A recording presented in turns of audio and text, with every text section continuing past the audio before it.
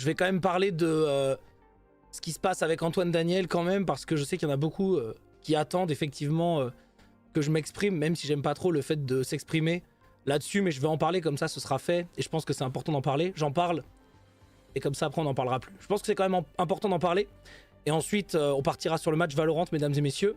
Ça va pas être très long de toute façon.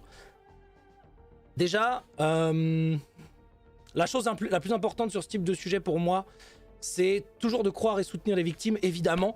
Les gens qui témoignent, ils ont beaucoup à perdre. Personne ne le fait pour la fame ou l'argent. Il y a des gens qui pensent ça, c'est vraiment ultra stupide. C'est des gens qui s'exposent à des torrents de haine des réseaux. C'est des prises de parole qui sont pas faciles à faire et qui sont plutôt très courageuses en général et qui méritent un maximum d'écoute, de soutien et de respect. Ça, c'est la première chose. Ensuite, dans le cas d'Antoine, bon, il y a deux sujets à différencier pour moi. Ils sont assez différents. Ils sont fondamentalement différents d'ailleurs. Le premier sujet, c'est les accusations de comportements lourds, très lourds, trop lourds, déplacés, lourdingues. Certes, il y a 10 ans, mais qui ne devraient pas exister. Sur lesquels j'ai cru comprendre qu'il y avait en gros deux personnes qui prenaient la parole, en plus d'Antoine qui a confirmé les comportements et qui s'en est excusé. Là-dessus, il n'y a pas de doute. C'est des comportements qui sont pas cautionnables et que je cautionne et soutiens pas, évidemment.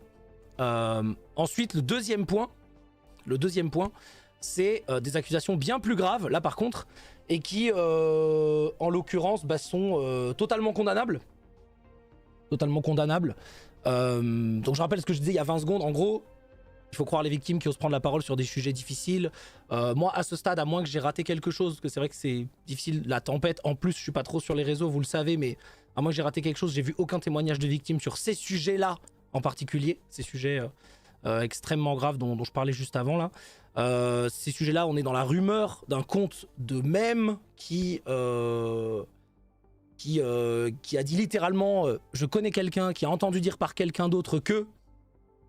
Et il faut croire les victimes s'il y en a. Encore une fois, je parle sur ces sujets-là très précisément. Mais il faut pas croire aveuglément la moindre rumeur étayée par aucun fait ou témoignage, évidemment. Comme l'a dit JDG, en gros, je jetterai pas Antoine sous le bus pour une rumeur. Ça, c'est un peu ma position. Et je reprécise sur ces sujets-là précisément. Par contre, si le moindre témoignage de victime intervenait, moi, ma position, elle changerait du tout au tout sur ce sujet-là, évidemment. Je serais le premier à condamner ces agissements très graves, évidemment. Amis ou pas, parce que comme vous le savez, avec Antoine, on est amis, bien sûr. Mais en l'état, c'est mon point de vue. Voilà. C'est tout ce que je pense de cette affaire, ni plus ni moins. Je pense pas qu'il y ait quelque chose à dire de plus. Et de toute façon, je pense pas que mon avis soit quelque chose qui devrait compter outre mesure. Et voilà. C'est tout ce que j'avais à vous dire là-dessus. J'en parlerai pas plus. Maintenant, je vais reprendre ce pourquoi je suis sur Twitch et sur Internet depuis 16 ans maintenant, c'est-à-dire le divertissement. Moi, je fais ce métier pour justement que les gens oublient leurs soucis du quotidien, que vous ayez des soucis horribles ou même moi, justement, j'essaie de créer un endroit de divertissement. Ça veut pas dire que les sujets n'existent pas, mais je m'exprime très rarement exprès pour ça, vous le savez de toute façon. Et voilà.